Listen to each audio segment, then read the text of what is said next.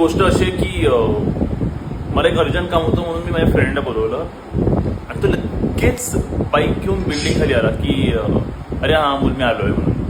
मग माझं ते काम वगैरे झालं, पण त्याच्यानंतर मग मी जस्ट असा एक विचार केला की अरे काय मित्र आहेत की लगेच एका हाकेवरती येतात, तशी मुलींची फ्रेंडशिप असेल काय.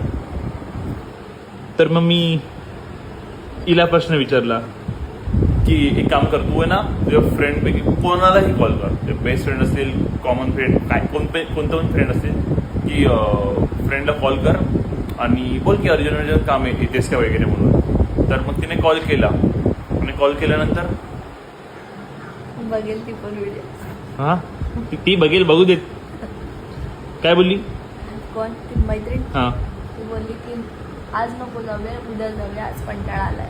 अरे पण अर्जंट काम आज होतं, उद्या नाही. अरे ती थकली होती ना, ती बोलली की आज जरा दमली आहे, घरचं काम पण आहे, सो उद्या जाऊया असं बोलली. कधी लागलंय तुला सांग ना की तुझ्यासाठी धावून नाही आली, ते लागलंय तुला खूप सारं. ते वाईट तर वाटलंय खूप सारं, पण चेहऱ्यावरती येत नाहीये.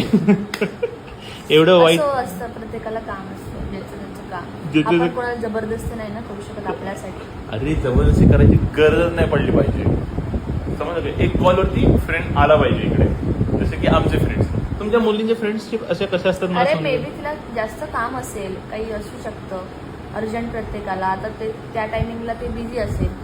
हे मनापासून बोल एकदा कॅमेऱ्यामध्ये बघून.